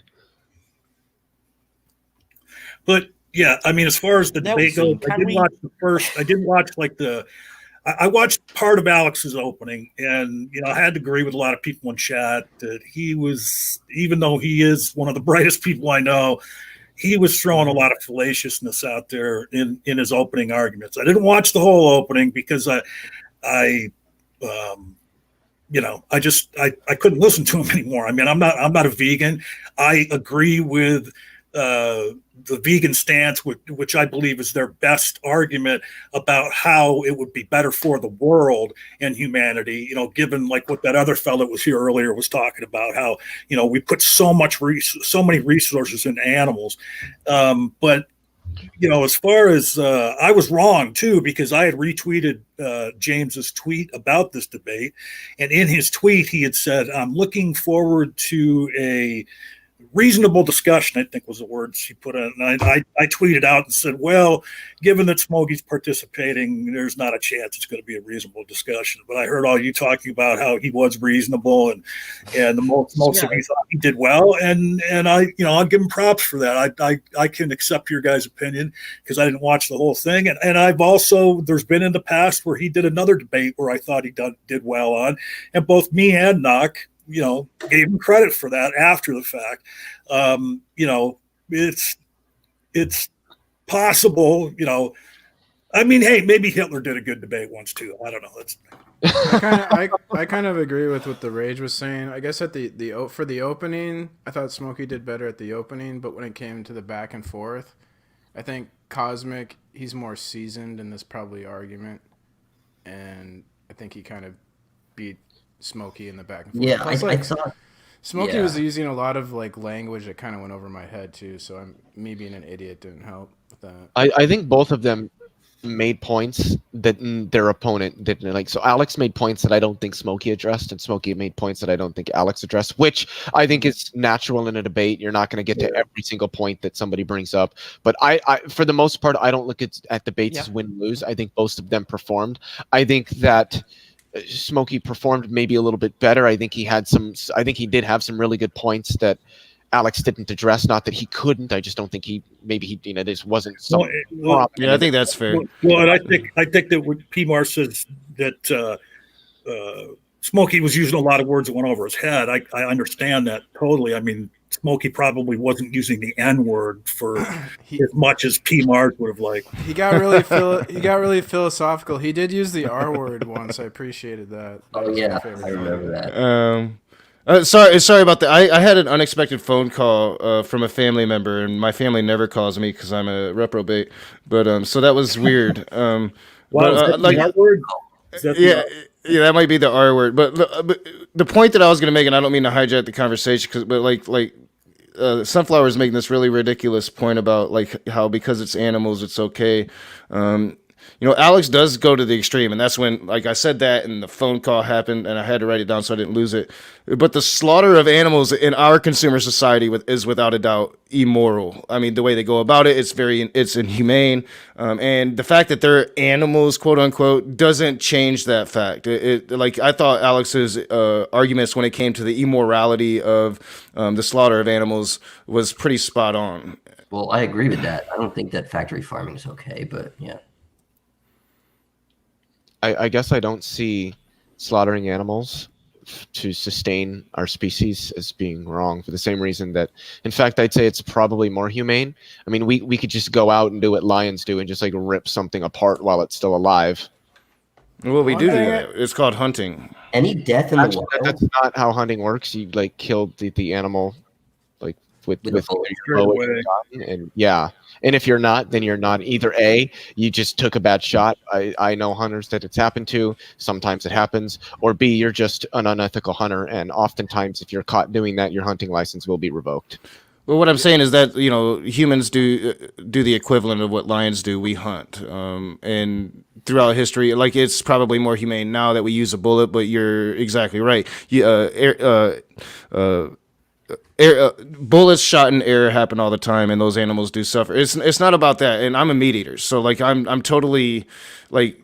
Usually, I'm on the meat eating stance of it, but like when it comes to the brutal way we kill just massive amounts of animals so we can have our McDonald's and our Burger Kings, I think without a doubt is freaking immoral. Or the way egg chickens are forced to live. You know, they're in this little fucking cage, stacked on top of one another, shitting on each other, and you know that's bad. I mean, I don't know if they still do it this way with the pigs, but I remember seeing a very old film where they had like this big, like 10-foot wheel, and the pigs are brought in and they're put on a hook right through their flesh, and then the wheel spins around, and as they come around, there's a very sharp knife or razor or something there that slits their throat, and then you could hear the pigs screaming and shit, stuff like that. Yeah, that's immoral. I mean, you look at smaller farmers and stuff like that, when they dispatch an animal, or if you look at Knock talks a lot about Native Americans. If you look into how the Native Americans treated the animals that they ate, they honored them. When they killed them, they honored them before they ate them. Because they realized that the animal was doing something for them. But I think it'd be very easy to go back to a smaller system, especially when it comes to meat. That's going to be freshly butchered. Pretty much pay to order. You're not growing just animals just for the sole purpose in these super farms to exist just to die. And we could go about it a lot more humane. And I think we could go about our society in a lot of different ways, a lot more humane, not just when it comes to food production. But I think, when it comes to an issue of morality, I think there's definitely an issue of morality here when we're talking about super farms and the consumer society and our ever incessant need to eat and eat and eat. I think is an issue. I mean, there's some countries that America, we eat like 3 and 4 times as much as they do on a daily basis. Yeah. A lot of that has to do with our advertising, I think. But I did want to answer a question that M. Bond asked me. He said, I'm wondering if Leo has ever slaughtered an animal. Yes, I have also hunted. Yeah, I was going to bring that up, actually. I know how pigs are generally slaughtered and how cows are generally slaughtered. There's an immorality of separating the meat eater from the death. Like, I think people who eat meat should experience like killing an animal and what that's like if they're gonna eat it's meat. too easy to go in there and fly in a styrofoam container with plastic over it. And I did actually grow up hunting, and I've actually I talked about it on some stream or another the other day. But there was when I lived on the reservation and down in Cherokee, we actually did the old school hunting, and I did eat a deer's heart at one point, and it was a very respectful thing, and it was like a blending of souls back when I believed in such things. So I don't have much of a problem with like hunting for food. I do have a huge problem with trophy hunting. But I do think our treatment of animals could be a lot better, and we should be aware of it. Yeah. Why don't you return to the plantation and the binding of souls? Reservation. Plantation. Oh, sorry, preservation. Freudian slip there, Sunflower. Yeah. No, sorry, that was just. That's called a Freudian slip. That's what we call those things. Definite Freudian slip. I'm just surprised it was you instead of P. Margaret. But I mean, it's all good. It's all good. I lived on the reservation when I was studying the religion. That's what I meant. When I was studying the reservation, I don't believe in the reservation. It would be false of me to live on the reservation under the context, because I am a white guy. I do have Native American blood, but I am a white guy, and the only reason I was on the reservation was to learn the religion. It just sounded like you were happier the way you described it. It sounded like a happier time. No, they kicked me out. They eventually kicked me out for being a white dude. It wasn't a very happy time. Oh, no. That doesn't sound too happy. I have native blood too. People are saying I'm racist, and it's not true. I have native pride. Well, I mean, I don't know how I would. I don't think you are. The stream isn't really about that, P. Mars, but I mean, you can talk about how you're wronged if you want to. Well, you know what? Hey, P. Mars, you are demonstrably racist. I mean, so don't even try, dude. I love all people. How could I be? I love everyone. You don't love all people. So funny. Well, anyway, I mean, like Jesse Lee Peterson loves all black people. So, like, oh god, I love that you racist. Well, you mentioned that name, and I want to say something, and I can't. Amazing. You'll see it on my channel soon. I'm going to put it that way. Can I ask you a question? Yes. Do you love black people? I love black people. Interesting. Go to Shandy for Christ. I love Jesse Lee Peterson, but I disagree with some of the things he says. I disagree with everything that he says. A lot of the things he says. Wait, you unironically like Jesse Lee Peterson? Yeah, I think he's hilarious. I'm about to use some Jesse Lee Peterson footage in a video that is amazing. Amazing. How do you guys feel about mezcal? I feel like it's just disgusting, but I like it. What? Mezcal. I don't know what that is. It's like smoky tequila from Mexico. Mezcal, you Mezcal. Mezcal. What the fuck is smoky tequila? So mezcal is like, it's like the good tequila that you get from Mexico. It has the worm in it. It's really good tequila. How do you know it's pronounced mezcal, not mezcal? It's because mezcal. we've been familiar for it, like myself, for like 45 years. Yeah, this is like, have you ever heard of something that's been around for everybody forever and everybody's drank at some point in their life? Okay, I'll take your guys' word for it then. You guys sound like you might be older than me, but I'm not totally sure. So, like, when you say mezcal, what are you referring to? Are you referring to the actual tequila, or there's a concoction that's made from the tequila that's supposed to be? I'm referring to the tequila because I recently read a book called Under the Volcano. I don't know if you guys have heard of it. No. It's ringing a bell right now. Yeah, it is ringing a bell. The main character drinks a bunch of mezcal, and I was thinking, like, maybe I should try to get my hands on some, even though I'm legal to drink in some European countries. Wait, are you telling me you're not 21? Wow. I mean, I'm not surprised, but wow. He's 12. Seriously, I have maintained this since I met Sunflower. Sunflower, can you do Sunflower, me? He's probably 56, but I say 12. Will you make my day and say, I want to be a real boy? God damn it, John, get out of my head. No, I don't do that. Come on, man. Come on, just one time. I just want to be a real boy. You do the voice better than me. I voice go that way. Yeah, bullshit. Come on. I hope I didn't. That was a joke. I hope I didn't derail us. So high that I can't even go to that level. That was okay. Never mind. What did you see, Rage? When I saw you pop in here, I was like in the live chat. I'm like at the Rage.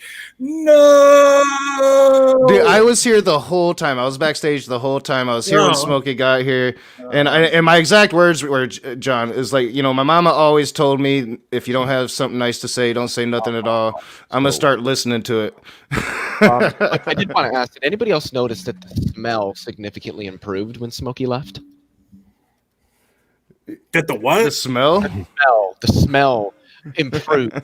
Well, I gotta tell you, Leo. I mean, I almost posted something similar in the chat, and I thought, wait a minute, I'm in a room by myself. I'm going to be dissing myself. I mean, because if you smell something bad, I got bad news for you, Leo. It's like, no, that was me. No, because when P Mars showed up, I posted in the chat, look, everybody, it's P Mars. I thought I sensed shame and the Dunning-Kruger effect. Yeah, I saw that. Hey, what's your guys' favorite cocktail? I don't drink. I don't drink anymore. I am not allowed to have a favorite cocktail anymore. My favorite cocktail is to take the bottle and just tip it upside down in my mouth. That's my favorite cocktail. And the other thing is, I refuse to use the word cocktail when I drink, because a cocktail doesn't sound like a drink. The word cocktail sounds like something you would buy in a sex shop. I'll say this. I only became like a full-fledged alcoholic when I started drinking Captain Morgan. Before that, I was just like a social drinker. I don't drink cocktails. I drink pussy willows.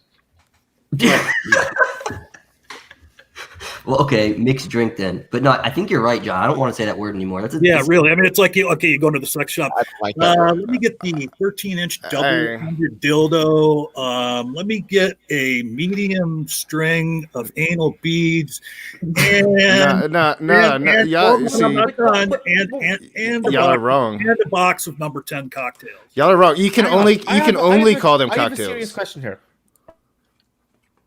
Uh-oh. I hate when people interrupt me in the middle of the show. By what metric are you measuring the anal beads that they are medium? Are they medium in size or medium in length?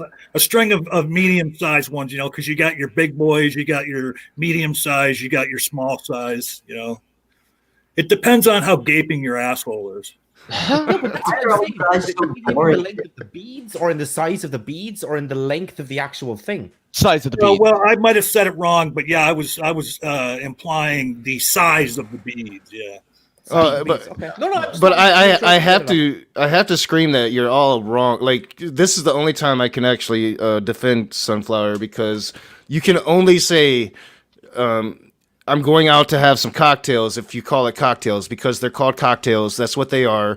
I've been working in the bar business like off and on my whole life. Like, as a bartender, hey, what cocktail are you gonna have tonight? I mean, cocktails is what it's called. I don't care about the cock part. They're called cocktails. Yeah, no. Because, look, here's the thing. I was a bartender, and I never said the word cocktail when I was. Well, that's because you live in Pennsylvania, and everything's back-asswards in Pennsylvania. Oh, are you doxing me? Are you doxing me? I've heard that. I'm doxing you, John. I've heard that Moscow. The other thing. I was just say too on the cocktail discussion. That's why I always wonder, like the cockpit. Like, why do they call it the cockpit? Like, I don't know if the pilot's female, do they call it the cunt pit? I mean, I don't understand. Damn it! I hate. Do not cancel me because of John Peterson. What kind of beer is that, Steven? All good. Huh? What kind of beer is that? I've never seen it. He's probably that drinking is fucking cider, and it's Yeah. Copperberg. Do they have that in America? I've never seen it before. I don't know. It's Swedish. This is what I'm By drinking. the way, Oh, it says what's on the that? can that it's imported. Slingshot. It's from fucking Okay. Switzerland. I didn't think that was made here, but okay. See, I like craft alcoholic beverages. I feel like it's kind of cool to get drunk and have fun. I mean, and you know what? Real quick, too. You know, just to, and I'll put a pin in this and I'll shut up about it. Like, if I was a pilot and one of those ones that flew like a big plane, you know, and the pilot gets on the intercom as you're telling, ladies and gentlemen, we will be. I'm talking to you from the cockpit, and I love being in the cockpit, and we are now at 30,000 feet. I'm in the cockpit while we're at 30,000. I would say the word cockpit over and over and over again if I was the pilot. That's why you wouldn't be a pilot for very long. No. If you do the pilot talk, John did it pretty good. Good evening, ladies and gentlemen. This is your captain speaking. We're going to be taking off here in about 25 minutes or so. That's how pilots talk, I swear to God. Oh, God. Yeah, they do say a lot. You're right. That's true. That is pretty accurate. Yeah. I'm facing a dilemma at the moment, John, because I'm getting a craving again, but I don't want to smoke on my camera. Like, do I turn it off? Oh, no, you're good, dude. I was just joshing with you. I mean, I'm just amazed. Yeah, but it's just, you know. I have respect that you do smoke on someone camera. Smoking after you've quit. So. Yeah, smoke another fag there, Steven. I've always been super self-conscious. I don't know why about smoking on camera. I'm 43. I've been smoking basically since I was a kid. You think I wouldn't care about smoking on camera? Yeah, have you ever seen that? Did you ever see that video of Knock when he was smaller? No. Smoking that cigarette and dancing with his shirt off. You know what? When he was a little kid, you know. I'm talking about some video that's been out. I want to see that. There's probably is a video. So when I was 6 years old, I had an uncle. And we went to a Ray Stevens concert, the guy that sang God Bless America. And we're there, and, our uncles has given us, Bush Light and cigars. We're 6. I'm 6. My cousins are around the same age. Yeah, so yeah, there's probably a video floating around. That is insane, dude. I feel bad for you because that's not to say that Why? I mean, why would you feel like, dude? The way I look at it is, those were all Christian. I mean, they were all Christians. I mean, that's just the way life was back then. So you grow up you're 12. You grew up in this different era, right? So I grew up. I was born in 1977. I was basically growing up in the 80s.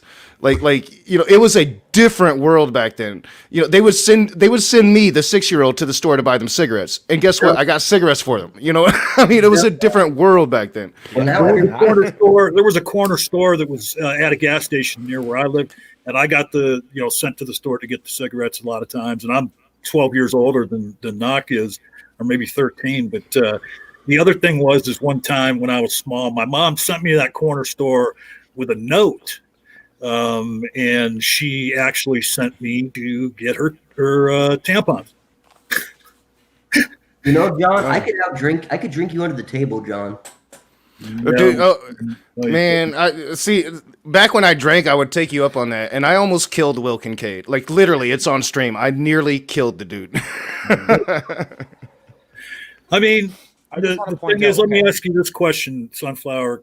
Can you drink a fifth of liquor in 45 minutes and still walk and not be slurring your words?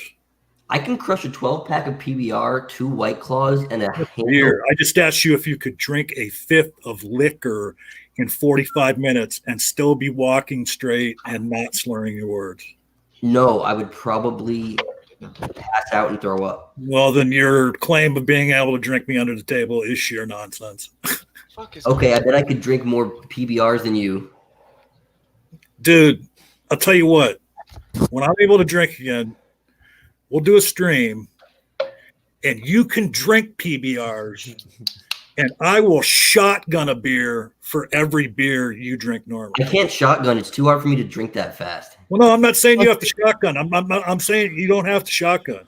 Yeah, you're definitely not 21. It's too hard for me to drink that. You're not 21. Nope.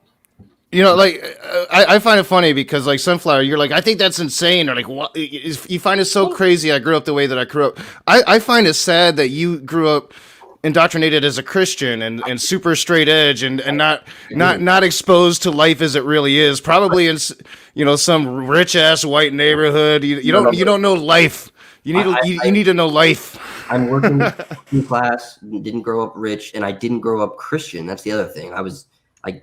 We went to church maybe on Easter and around Christmas. That's about it. There was so your family was Christian, like nominally. So like. Well, I mean, but the level of Christian that they were is irrelevant. What was your family Christian? I mean, I guess yes. You seem kind of sheltered though. Like if you're so outraged by like a family drinking, dude, man, you don't want to come to Battle Creek like ever because they still do that shit here. I'm sorry, I'm outraged by a 6-year-old smoking cigars and drinking Busch of Light. So you don't think all the MAGA guys let their 6-year-olds drink Bud Light? I didn't mean to say that I'm outraged by it. I more meant to say like I feel like that. No, okay. Oh, just 1 second. Just one second. It's Bud Light. So like, drinking.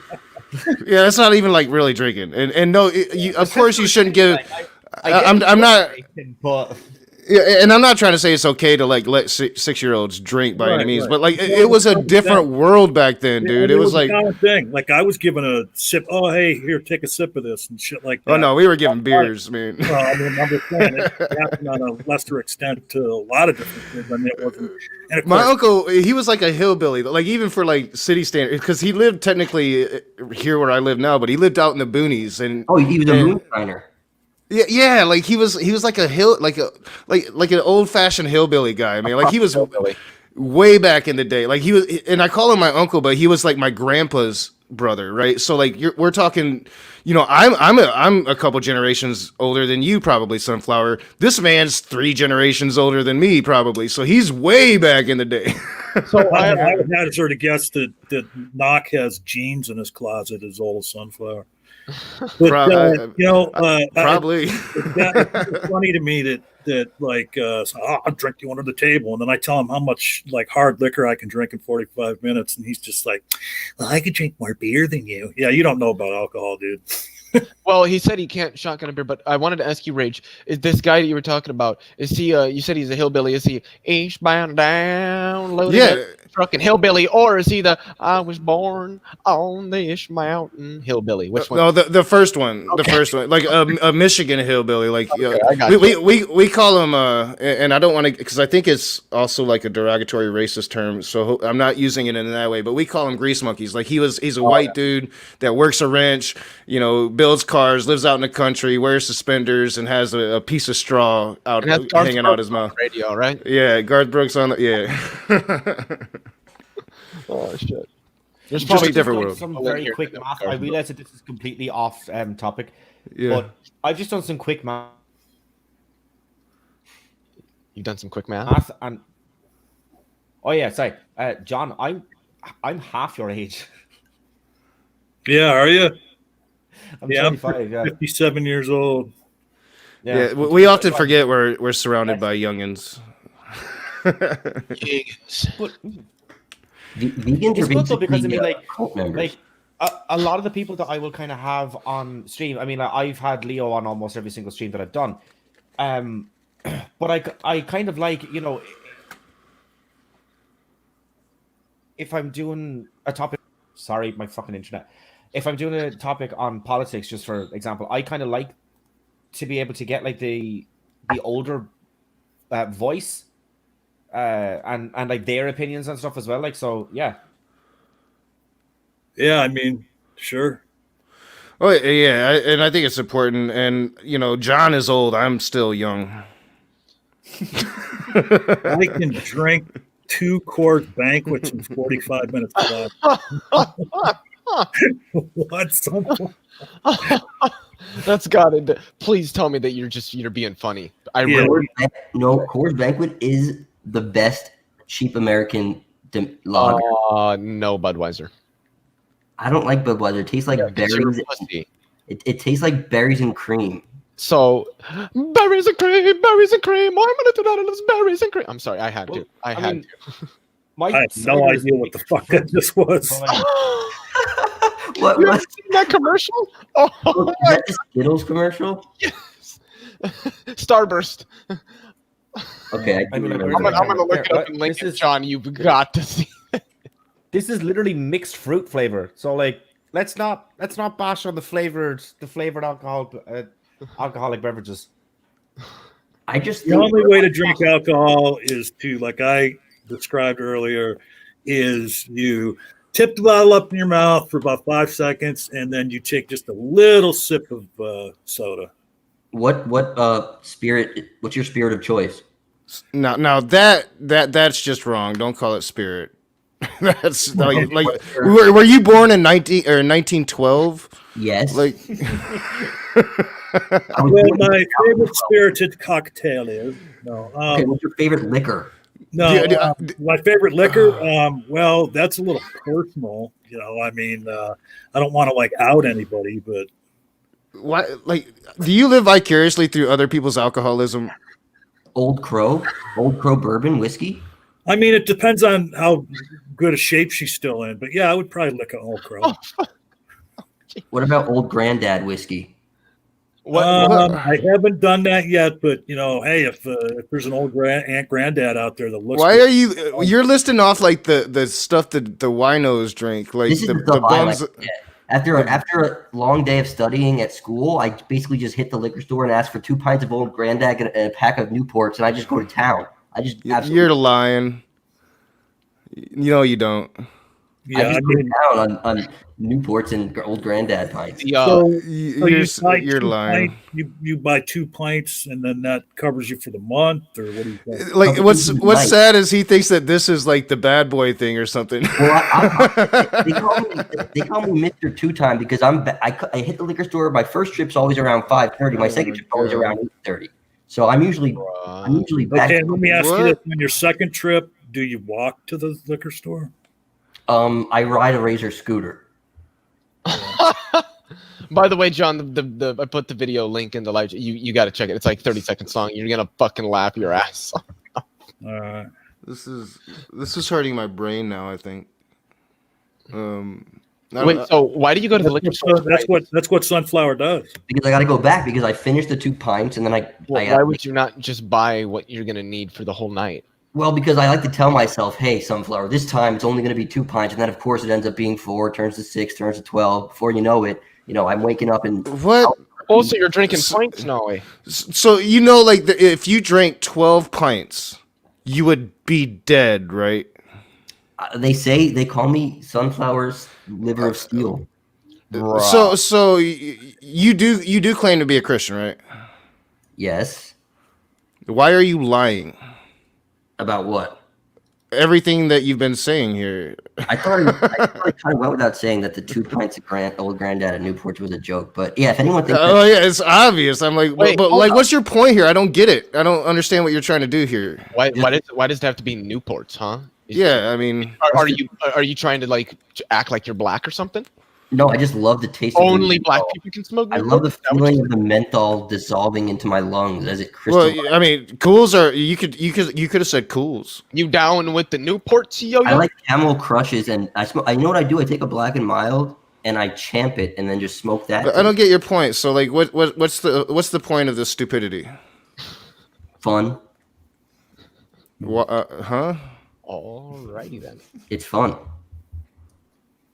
All right. So, real quick, Leo. Yeah, I mean that's funny. You know what that character is, right? No, I don't honestly. Little Lord Fauntleroy. Okay. Look it up. See if, but okay, so just because we've been talking about drinking here for quite a bit, I do have to do a little public service announcement. Is that okay, Stephen? Yeah, sure. Go ahead, man. So as Knock and Leo and anybody around that's been around me knows that I went to prison back in 2013 for homicide by motor vehicle while intoxicated. So I just want to bring up the fact that, it's all well and good. Anybody that's out there, you can drink, but please, even with a drop of alcohol in you, please do not get behind the wheel of a car. Don't even get on a Razor scooter because I guarantee you, there's legal limits to which you can drink and still be be in the legal limit to drive. But that'll be no consolation to you if you only have one drink and you end up having an accident and hurting somebody or killing somebody. And it really won't be much of a consolation to the police officers because there's legal limits under which you can operate a motor vehicle after having drunk. But if you take someone's life, it doesn't matter how much it was. You can still get charged for homicide by motor vehicle. Can I ask, John, how long were you in? I was very lucky because I only did 3 years, 3 months of a 3 to 8 sentence with a year's probation at the end of it for the marijuana paraphernalia I had in my car. But there are states in the United States that you could commit homicide by motor vehicle while intoxicated and you'll get 20 years. So just by the grace of what state I live in, I'm a murderer. I murdered somebody and I was in prison for 3 years and 3 months. And that's kind of a logical disconnect in my brain. Now, don't get me wrong. I'm still a human being that loves his liberty, but I just feel as if I got off easy, I can't say I'm not glad I did because I want my liberty, but just please, I appeal to everybody. Do not get behind the wheel of a car with even a drop of alcohol in you. I mean, it's kind of funny, but at the same time, it's not because there is a level of truth to it. Soldier of Science said, "Good thing you're a white guy." I don't necessarily think that has anything to do with it, but it depends on the state, I think. The structure sentencing here in America it's on a state by state basis, and there's guidelines, and those are on a state by state basis. So it's the legal system here just needs reform, and especially when you're talking about prison, I can almost guarantee that John, you got very actual little reform inside of prison. Although, I don't know, because it was probably different back when I went. But back when I went, there was very few programs that were actually rehabilitating. I think I do understand that some changes have been made here in the recent future. And, here's the thing, though. But for the crime I committed, you were required to do certain programs. Like there was this one thing called TC, Therapeutic Community, and they took you to a block that was just for that, and you were there for several months doing all kinds of programs every day. As far as what Soldier of Science said, I think that skin color isn't the thing. But one thing that I did right is right from the night it happened, I just admitted to what I did because there was no question but that I did it. I gave a statement as to what happened. They took me to arraignment, 2 months later, I admitted to the district justice. Yep. There's no there's no doubt but that I'm guilty of this. And then she said something about an attorney. I said, well, I don't think I need an attorney. I mean, I'm going to, so I cooperated right up front. Now, same place I lived in, there was a young white girl, maybe half my age, who had done essentially the same thing. There was no doubt but that she was guilty. And she fought it for a year and a half in court.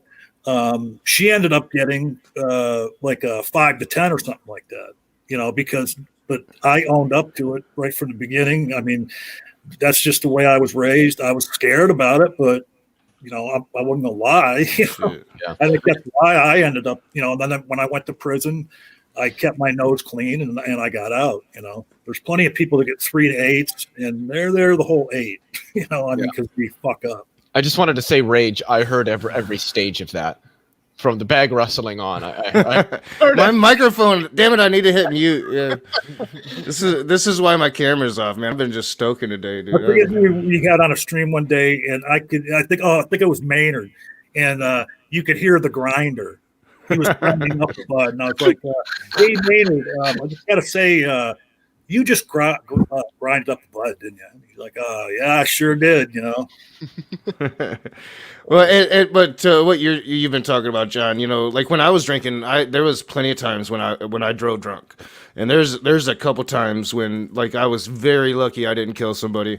I remember one time I was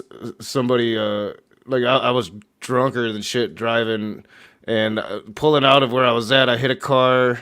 And then I got mugged because somebody ran up behind me, said that I hit them, and it wasn't them, but it was just some gangsters, and they mugged me.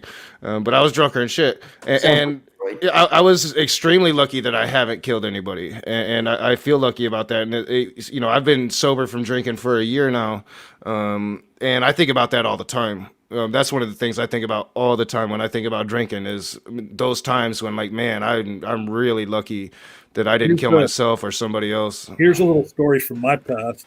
So, and this is where I mean, that's why I say, like that what I did, I didn't get charged as a, premeditated murder, but it's hard for me. It veered real quickly off of the debate. Sorry, John, go ahead. No, it's really hard for me to say it's an accident. Okay. Because I was given examples of why it was bad to drink and drive all throughout my life. I was a senior in high school, and one of my fellow seniors, we came to school one day and they had gone out and were drinking and driving, and they ended up crashing and dying, and we as, high school seniors, the whole class was all fucked up over it. Things that happened to me, like the story Knock just told where, like I get drunk. I wouldn't remember driving home. I'd look out the driveway. Oh, there's the car. I remember one time I was driving after having drank my ass off, and I fell asleep at a red light. And these 2 young ladies, they pushed me over to the other side of the car and got in and drove off with me in my car. And so I woke up like in the wee hours of the morning as the sun was coming up in this side alley off of a main road in front of a house, like in, the sketchy part of town. And I'm like, what in the fuck? So I get out of my car. I can't find my keys. I'm looking everywhere, open a trunk, look under the seat and everything. All of a sudden there's this dude standing next to me. He's like, "Hey man, what you looking for?" And I'm like, "My car keys." They got them in the house. Did you ever check to see that both your kidneys are still there? What? Did you ever get a check to see if both your kidneys are still there? Yeah, no, there was no scars on me. He says, "Yeah, they got." I'm like, "What do you mean they got my keys in the house?" He said, "Well, you fell asleep at a red light, and they brought you here." I'm like, "They?" "Yeah, two girls in the house there." And okay, and he says, "I can go get your keys if you want, but it'll cost you." And I said, "What the fuck?" I'm like, "Oh, okay, sure, no problem." And so I open my trunk, I go back there, and I grab the post off of my fucking jack. One of the big square posts with the notches in it, that you ratchet a jack up with. He says, what are you doing with that?" I said, "I'm going to go in there and get my keys." He said, "Oh, I wouldn't do that, man. There's some pretty rough dudes in there, and some of them got guns and everything." And I thought about it for a minute. I'm like, "So you can get my keys?" He's like, "Yep." He says, "It costs you $20." I'm like, "Fine, go get my keys." He comes back 5 minutes later. He's got my keys. And I said, "Yeah, I ain't got money on me. We'll have to go to the ATM." So I go to the ATM. I draw out $20. I get in the car. He's like, "Okay, let me have it." I'm like, "No, that's all right." And I talked to him on the way to the ATM. He said he had kids and everything. He was telling me about his kids. So I drove to the dollar store. And he's like, "Dude, where's my money?" I'm like, "I'll be right back." And I walked into the dollar store and I bought like diapers and formula and all kind of shit, $20 worth of it, and brought it out to him. I'm like, "Here you are, you're paid." That's a good option. Wow. Because you knew he wasn't going to use the money for that shit. Right. So felony kidnapping turned into extortion, turned into you being the bigger man and getting him good stuff for his kid. That's pretty gnarly, man. Felony kidnapping. I don't know. I mean, here's the thing, and I was arguing over it at the time because the girl. That's right. During that, the girls came out. One of the girls came out, and I was like, "Give me my fucking keys," yada yada. And they were right about this. Looking back on it in hindsight, they're like, "Man, we saved your ass. You passed out at a red light in a car. If we hadn't come along right then the cops would have come along a little bit later, and you would have gone to jail." And she was right about that, but they were wrong about what they did as far as trying to get money out of me for my keys and shit. Yeah, I mean, I guess they could have just like driven onto the side of the road and like turned the car off. Instead, they like took you to a strange home. Right. But yeah, I don't know. I mean, like you said about the kidneys, though, they could have done a lot worse. That's true. That's true. Yeah. Yeah. So I don't drink and drive, but I don't like if the vegan guy wants to come in. It'd be nice to get a vegan's perspective on the debate tonight. I wouldn't. Yeah, what happened to our vegan guy that was in there? Yeah, we weren't talking about veganism. I think we scared him. Yeah, we like as soon as they came in, like we immediately veered off the debate. And if it was my fault, I don't think it was my fault, but I'm known for derailing conversation. I think it was Sunflower, but I'm known for it. So if it was me, I apologize. I mean, I go into see It's Not a Gravity streams all the time to derail the conversation. I'm famous for doing that to Jay Passick's streams too. My bad. It was totally my fault. I started making up stupid stories about going to town on pints of Old Granddad in Newport. So well, it was way before that, though. We got derailed way before that. Yeah. Where is that vegan guy? I do gotta say though, guys, we do probably kind of have to wrap up in a little bit, only because it's getting kind of late here and I'm up early for work. So fair enough. Oh yeah, we've got playoff football here in the States, so I'm it's the first game's like it's the Packers. I'm a Lions fan. Oh shit, that's on right now. But like I'm more of a fan of Aaron Rodgers. He's like the only real, truly open atheist major quarterback the NFL has ever had. So I'm kind of like digging Aaron Rodgers right now. You guys got any action on the games today? Say what? You guys got any action on the games today? No, I don't bet. I don't gamble. I like to gamble a lot. You are such a liar. You want to bet on tomorrow night's game? Who's playing tomorrow night? The Saints and the Dude, Buccaneers. you don't want to bet on the Bucks in that game, dude. Yeah, I do. I would never. The Bucks suck. Tom Brady is washed up. Yeah, right. He's still the greatest quarterback in NFL history, but he's washed up. Drew Brees is only a year younger than him, dude. Who?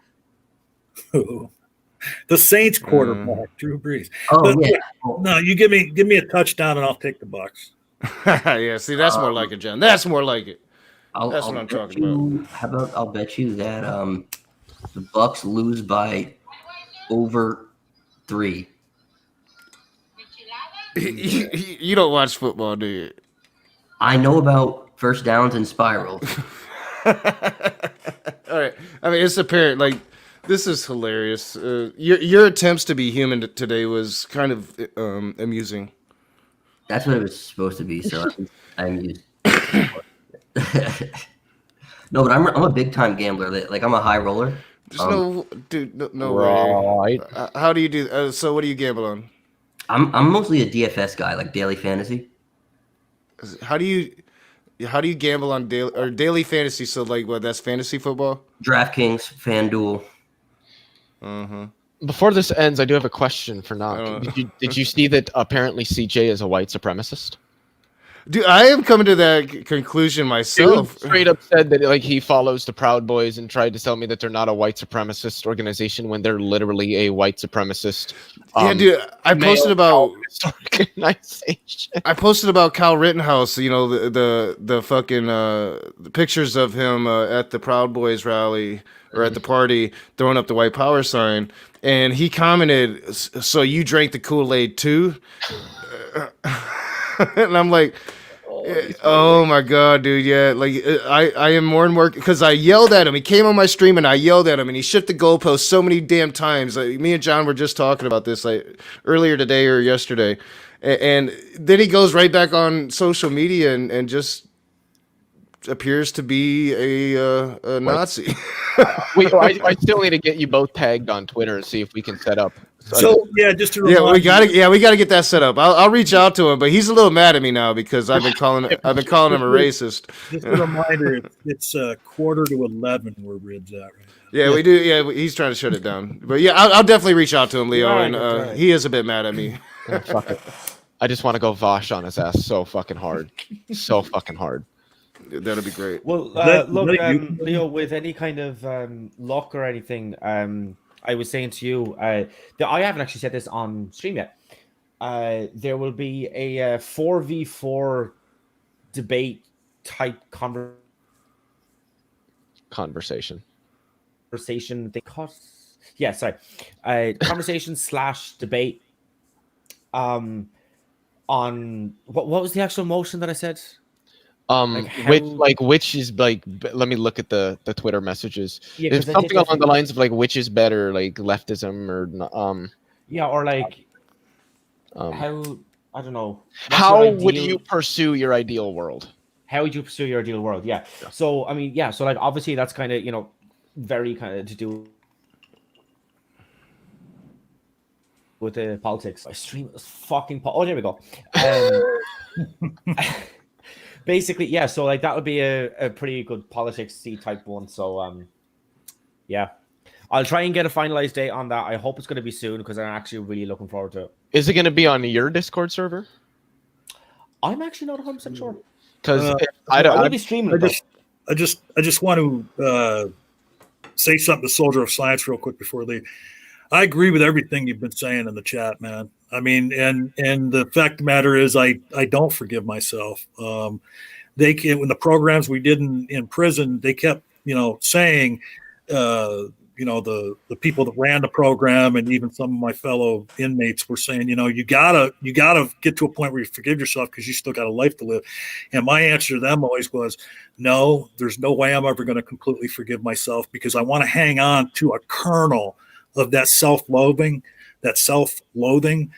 so to be sure that I never do anything that horrible again. And I would say to them, I'd say, when I will forgive myself 100% for what I did is when my victim can look me in the eye and tell me that he forgives me. And since I'm an atheist, I don't believe that's ever going to happen. So yeah, you're absolutely right. 3 years was not enough. But at the same time, I'm a human being that wants their liberty. And as I said, there's plenty of states that it would have went down, like you had said earlier in the chat, that I would have got 20 years, no questions asked. Yeah, I wreaked havoc on more than one person's life. Yeah, you said you honestly don't think you could forgive yourself. I'm right with you there because I don't forgive myself. I just appreciate your honesty and openness about it, John. You don't see that from a lot of people.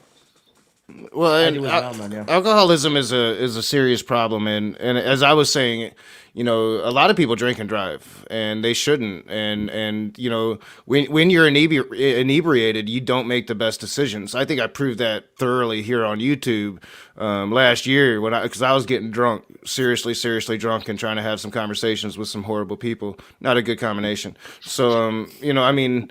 You don't make the best decisions, and especially here during COVID here in America, like drinking has been a big problem. A lot of people have been drinking all day. They're at home. They're drinking all day.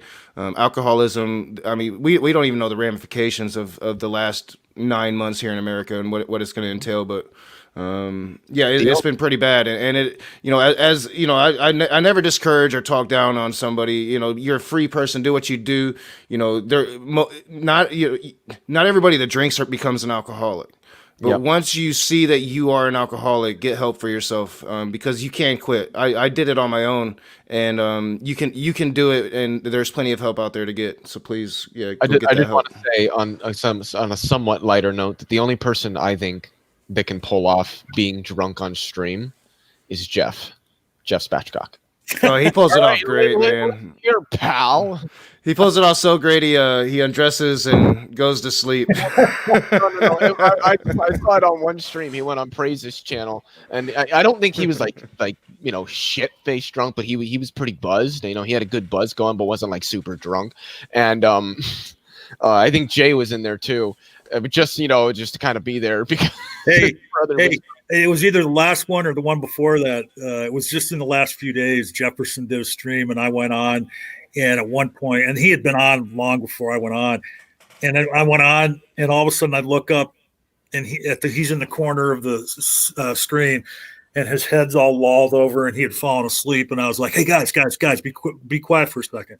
And then I just screamed, "Jefferson!" into the fucking microphone, and he like popped awake, and then ended the stream shortly after that. But he went in the Praises stream and was talking. I think they were like talking about the Bible or something like that, and. Was it like Feckle or somebody like that started to go off, and Jefferson's just like, "Oh no, you listen here, pal." We better stop, or Rib is going to end the stream in the middle of one of our sentences. So throw it to Rib and let him get the fuck out of here, man. Look, and thank you to everybody who came, who has been watching, who's been in the stream on the screen.